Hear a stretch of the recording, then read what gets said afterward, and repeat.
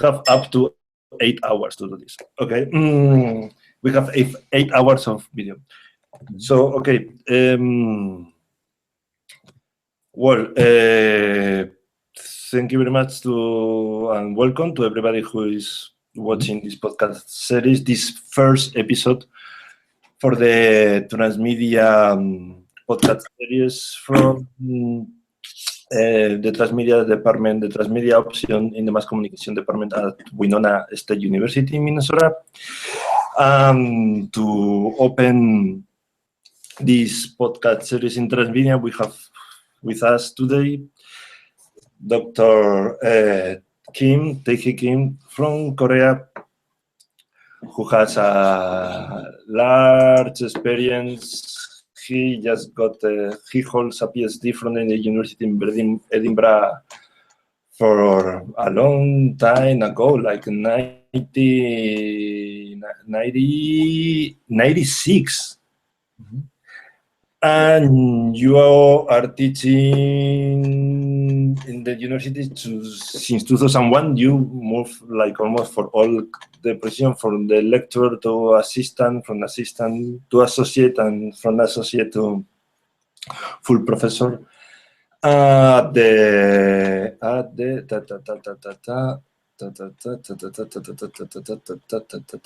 Yonshan University.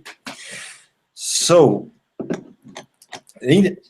when I was checking the info on internet, you say that let's say like the main work or teaching competencies are digital media theory, interactive installation, digital performance, computer games, robotics, artificial intelligence, computer vision, and sensing. I'm gonna start with a almost like a personal question, because it's very interesting, your evolution from artificial intelligence, and then you hold a Master of Finance for the Rhode Island School of Design in Providence. How was the transition for those two fields that looks like not really close related, like artificial intelligence in one hand and fine arts in the other one? Yeah. Well, before artificial intelligence, my undergraduate field was electronics, even farther, right? When I was working on artificial intelligence, I didn't really expect that any subject on philosophical issues about artificial intelligence will take place. In master course at Edinburgh, I was really interested in working on philosophical aspect of artificial intelligence. For instance, what is intelligence, and where the intelligence take place? Is it in your body, or is it in the environment, or is it in between you and environment? And, that really struck me. And without the word, you don't have any chance to show your intelligence, right? So the fact that you are situated in the environment do something for your intelligence, right? So your intelligence cannot stand alone in your body. So it's very intricate problem. So I realized that it's really interesting. In order to build an intelligent robot, you need to understand intelligence. And I was thinking, well, it's really hard to understand the intelligence. So from that period, that kind of curiosity still remained, and I couldn't solve.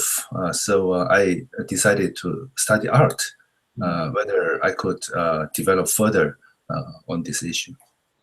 Okay. As looks like that you also gave 2 years ago a TED talk about robotic empathy. Where do you think that there is the limit of the expressive qualities of robotic beings? Like, do you think that there is a limit, or what is like the line, if there is any, that separate the human being from the robotic being in terms of expressive capabilities? Well, it's very hard to answer, but if I have to answer, then I would say it depends on your capacity for imagination, I think. So suppose you have an object, whether it's a rock or an intelligent robot, and it has a relationship with you, and the narrative capacity of a robot or a rock depends on the relationship between you and either rock or robot. And the player to create narrative space it's not only limited in the rock or you, and it also includes the relationship between you and rock or intelligent robot. And so you also participate as a player in the generation of narratives. So the capacity is not limited solely in the object. So it's up to you, I think. I see. I see. As you like merge somehow these two fields, one of papers is about developing a physical computing frameworks as tools for engaging creativity by art and technology convergence. Mm-hmm. There is like a very hot topic here in the US now between the STEAM, all the STEAM, the science, technology, engineer, and mathematics, and all these fields, and the STEAM with A, that some other schools are trying to include the A from art in that field. What do you think that art can add to the classical STEAM model of education? Well, I think basically science and art should not be separated. But we have a situation where they have been separated for a long time, and we think they are really different. But I don't see really it's much different. So we need to find out the similarities between the two different things and connect them, not only at the level of application and using, for instance, science as a tool for making work of art. We actually need to expand the bandwidth of the convergence between the science and art. For instance, we need to think deeply about what science is, and the concept in science, concept that science affirms. So there are stories or maybe narratives in scientific topics, like for instance, the molecules. They always move and vibrate, and they have some mechanism to move around and respond to surroundings. And so you can talk a lot about the behavior of a molecule and the characteristic of it. And so from that part, you really can understand what phenomenon is, and you will be able to create or write some story about it. And that would be a start start point to relate that to the work of art. So so what I try to emphasize is to expand That, that's the part of the reasoning behind the elements in the science and the elements in art. And strongly to me, what really struck me is like you you put in the, let's say, elements of a science category, the concepts, the ideas like metaphor and storytelling in the column of science instead of the column of art. While in the column of art, you talk about material, form, concept, reasoning, thought process, rigorous development, and fineness. Yeah. That's like what do you think what do you find identify the storytelling into the science? Well, it's you know, science. Let's say science is all about concept. I think I can say that, right? The science, the whole knowledge about science is something that human have discovered so far, and it's a phenomena. And do you really think it's really a fact? I don't know. Everybody, yeah, fact is a fact, but to some extent, fact could be also a phenomena. So that's the start of story making, I think. So what you see from the nature is the beginning or resource of a story, and mathematic formulae. It's a description of what's going on, right? So it's a description of by language how the physical world works, and it's also kind of story and also metaphor, right? So what I mean by storytelling is that you could really use scientific knowledge to make interesting, and story, right?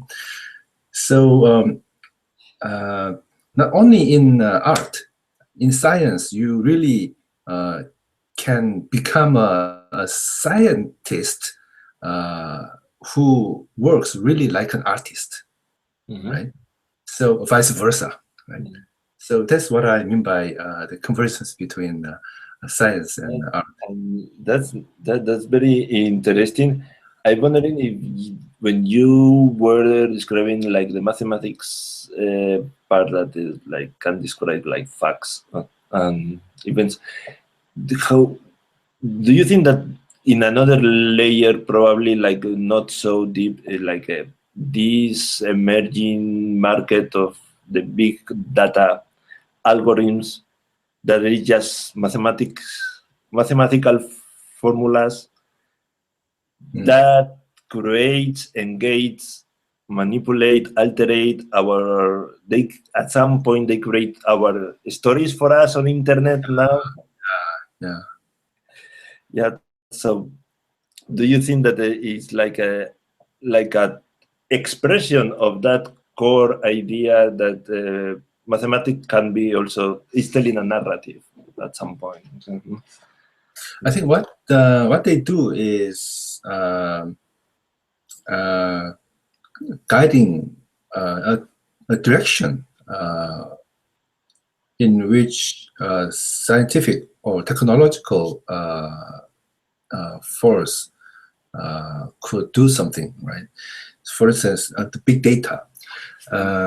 Either they look for any interesting facts by themselves, or if they are guided to find something very valuable.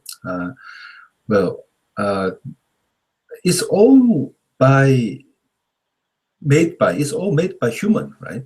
So the automation is also created by human. So human always guides something, and so uh, so I don't think we lose any full control on the machines automatically do something, right? So yeah. Okay, so I was thinking about that, and it's like let's talk now about like almost looking to the problem from the other point of view, from the consumer of the active agent that is interactive with it. In all other of your papers, when you talk about the philosophical aesthetic background of user experience and interactivity, you mentioned the categories that David Rockerby established of as an interaction, models of interaction. He talks about the invention of media, like where the audience, the visitor, is a creator, becomes a creator in a medium that the artist invent.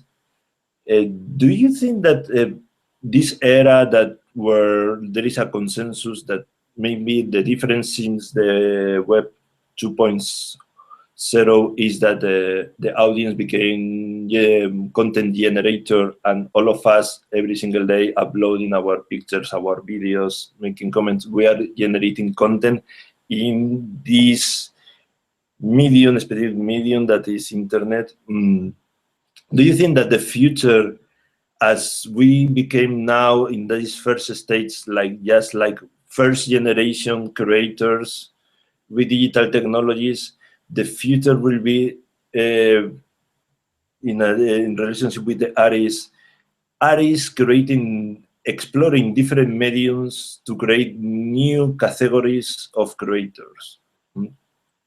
So right now we are all like in this kind of uniform mode creating content for internet, and it's like the like one first layer. But how do you envision the exploration of different mediums, the creation of different mediums in art and by artists, and how that could be a qualitative difference in how the audience creates the different content that audience is going to generate, to create? I think it depends on how far future we are looking at, and well, we will evolve. I think, let's say, 100 years and 1,000 years. It will be really amazing to see 1,000 years later what's going on. Yeah, who knows? Like, I really want to live long. Well, the current media is dominated by the internet, I think, and all the tools, for instance, YouTube and whatever the tools that we often use belong to and associated to internet. I have belief that the bandwidth of media is limited by human capacity, and that means we cannot do what we don't really we are not able to do, right? And also on the other hand, it's amazing that 1,000 years ago, or maybe 100 years ago, people weren't really different from us, and how what sort of bandwidth they had, and compared to the bandwidth of media that we have currently, maybe different. And so 100 years later, what would happen is really unimaginable, I think. But it will also still be limited by the capacity of human being, I think, the capacity for utilizing information. So on one hand, we have, I believe that we have a lot of capacity to handle a lot of information. And so I think beyond the internet, we would be able to create more efficient, even more efficient way of transmitting and information. I mean, a due or maybe hyper type of media. Yeah, I think it's positive.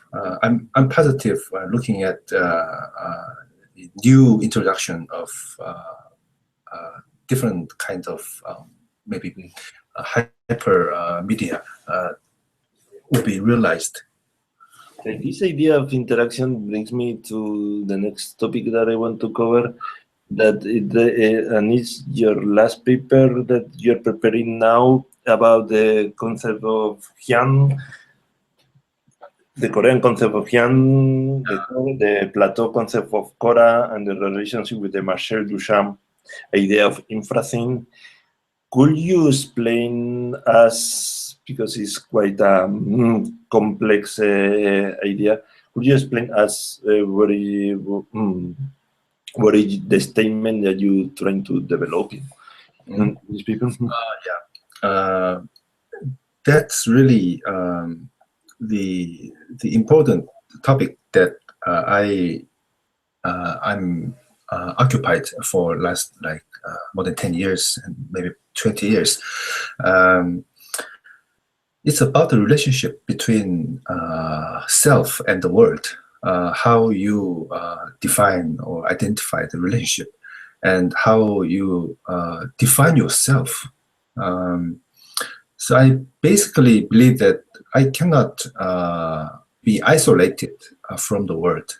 Like my intelligence would not be limited positioned in my body.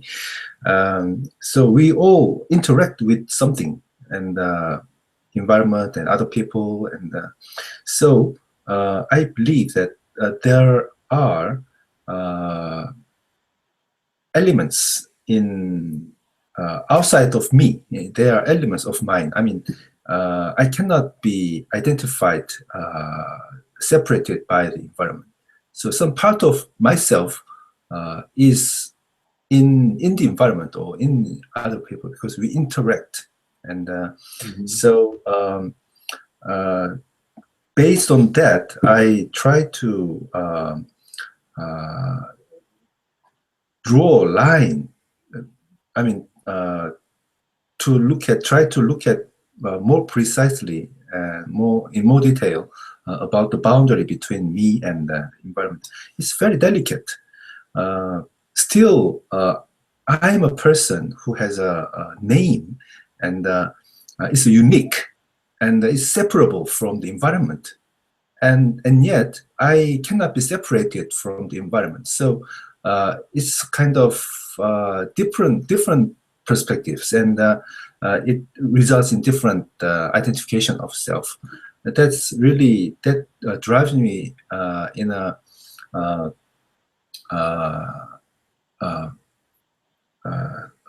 kind of state of contemplating a lot about what really is the boundary between myself and the world. And physically, you cannot really separate yourself from the environment, because if you magnify your skin, and your skin is not very flat, right? And you cannot draw really a clear line between the air and your body, actually. And if you open your mouth, and the cavity in your lung, is it in your body or in the environment? And you are definitely, I mean, it looks like I'm separated, but if you try to really find out what really the boundary and where it is, then you more or less like you will lose where you are, I think. So that really happened to me, and it was really kind of religious experience that I tried to when I was trying to look at the exact boundary. So from that, we really need to think about what media is, and so I gave up identifying myself from the environment. Rather, I try to look at the world solely in the perspective of relationship. So dynamic relationship in time. Then the world looks really different. And so in that world, you don't exist. Only the relationship between you and environment in time, only that exists. And it's really different world. So if you eliminate the objective view towards the world, then you see only the relationship. Then it's very interesting to look at the world like that. And so media can be understood like this way. And so media is all about the relationship. And if you look at the world in the perspective of media, then it might be a different experience. So that's one aspect of media and the relationship. And about the experience, it's really a deep term, I think. The I really respect Duchamp because he really worked differently and thought differently. He not only looked at the relationship between the works of art and the viewer, he also tried to look at the experience of viewer. So before Duchamp, let's say, I simplify things. Before Duchamp, art was creating an object. After Duchamp, art was something that the audience experience. Is completely different thing, I think. The role of artist before Duchamp was creator of definite thing, and after Duchamp, artist, the work of artist, the role of artist was providing a template where where viewers it's a guide for viewers, and by providing a template of something so that the viewers experience by themselves and take that experience home, and the experience Great, not necessarily the same. So there are a lot of different art from a same template that the artist provided. So yeah. How do you relate this? I don't know if you watched like 2-3 weeks ago. Facebook gave a presentation about the new artificial intelligence, like virtual reality, system.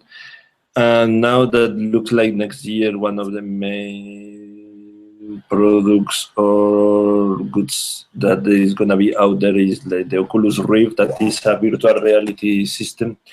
There is now is one of the hot topics, like, and it seems like the virtual reality is coming back again. How do you think,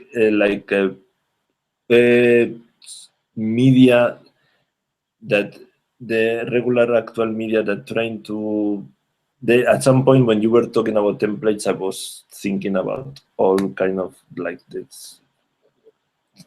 Almost so all the social media networks are just templates where you literally you put the content there out there. But in terms of virtual reality, I'm interested in what kind of issues it brings. Do you think that the main virtue of virtual reality should be keep in that nobody's land in between you and the environment, that area that is like is always changing and mutating, and it's like you think that it should narrow down the possibilities, somehow like raising light in that kind of dark area between who am I and who what is this object that is in front of me, and where is the limit of myself, and where that object starts. For the virtual reality success in the future, or should explore more like, let's say, like the embrace at some point the definition of like is working in a in between, because it's not your physical body, but also it's not the external reality. Do you think it should keep in that ground in between yourself, the subjectivity, and the objective world outside, or it should be more like just trying to remove, trying to simplify and match with your body in terms of just objectify your own perception? Oh, yeah. First, I think, well, Duchamp believed that yesterday myself is different from today myself, and tomorrow I'll be different person. Okay, if you believe in that, then today we don't have virtual reality, and tomorrow we have a fascinating virtual reality. And tomorrow you don't really need to think about yesterday myself. You just do it tomorrow, right? Using virtual reality, and if that's good for you, then it's good and you're happy. And if that's not good for you, and you don't really think about, you don't need to think about who you are and where you are. You just accept what's in front of your eyes. And if that's not really good and not happy, then just forget about it. And I have basically this kind of position. So why don't we just try? I really like to try every possibility of technology that can make really nice, fascinating virtual reality. And it will be a fascinating experience. But if it's not good for you, then just forget about it. But but how would you define good for you? Because it's like how do you qualify something as good? Like something that matches your idea of your perception of how the world is, or something that challenges the way you are perceiving the world? That's a good question, and I don't have any definite guideline for it, but I think I will know, but I don't know how. Yeah, it's an amazing topic. When you make the movement in your paper between the Plateau concept of Cora Yeah. and Duchamp idea of infrasyn, also like the Freudian and Cora, they both concepts have some kind of really like a third dimension, like a physicality, like they describe in terms of space, while Duchamp concept is more like if it's a space, there is a physicality, it is more mental space, not like a like. How do you think that where a space is in this idea of infra-thin? Um,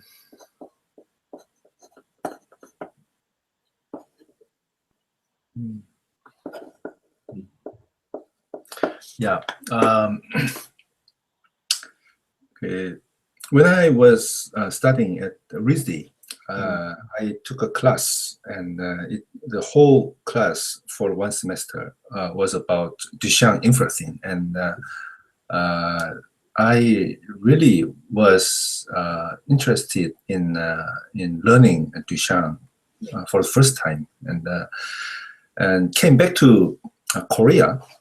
And by the way, in that class, one of the reading lists, I was amazed by that. And one of the reading lists was Tao Te Ching, that's the Chinese, old Chinese literature. And coming back to Korea, I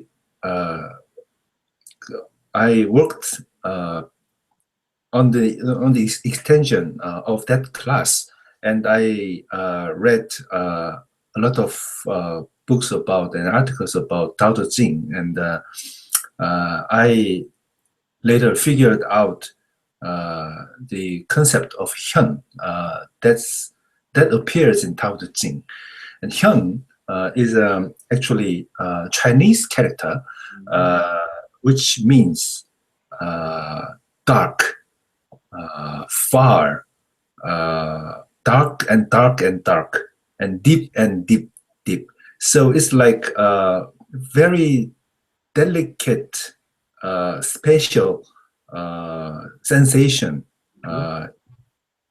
in dark and deep and big cavity like that. And what makes a human driven into the state of experiencing hyun? That's really question. And I suggest that again, the boundary issue. If there's something really delicate to identify, then you follow that trace, a tiny, thin trace, over and over and over and over, and getting deeper, deeper, deeper. And suddenly you might realize that you are in a state of experiencing a sort of space in your head, and that's really something like hyun in Chinese character. And also I realized that the Plato's Cora, and that's really a space, and it's very hard to grasp the idea and concept, but from the literature, the description about that is really a space, and it's very similar to what hyun is. Hyun is not actually the space, but hyun is the quality of experience that a man in that space. Okay, and Cora is actually the space, so it's different, but they are talking the same thing, I think. And the infrathin by Duchamp is very delicate, right? For instance, if you have two identical things from one single mode, they must be the same, right? Like twins, and they must be the same. But if you try to identify the difference, it's very delicate difference, right? And it will be very different. It will be just a little different. But if you try to find out actually what difference is exactly, then you kind of might fall into a mental state that it's very delicate tracing of something far and far and far and far, and never ends. And you focus on that, and it's kind of meditative process. It might be, right? So it's a very, very thin thing. And I like to show you, I have a video by Duchamp, here.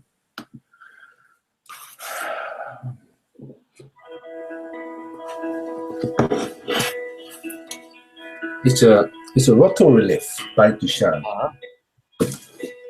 See? I see, I see, I see. You see the space, right, inside there? Uh-huh. Yeah. You see the space, right? Uh-huh. Hyun is like this space. Okay. I was really amazed by looking at this, and I believe Duchamp really saw this thing and tried to realize using his skills. And because it's rotating, you see the space, and it's like going over and over and deeper, right? So it's like a tunnel, and that kind of space in the head. And Hyun, the space that Hyun talks about is the same kind of thing, I think. So yeah. Okay. So we are going to leave it here because we are out of time of the time that we have assigned. So just telling you, like, thank you very much for being opening this this Transmedia podcast series. We will continue following your work in the future. Okay. Thank you very much. And thank you very much who is watching this video, and you will see the links below if you want to know more about Professor King. Thank you very much. Bye. Bye-bye. Okay, bye. Thank you, Miguel. Bye.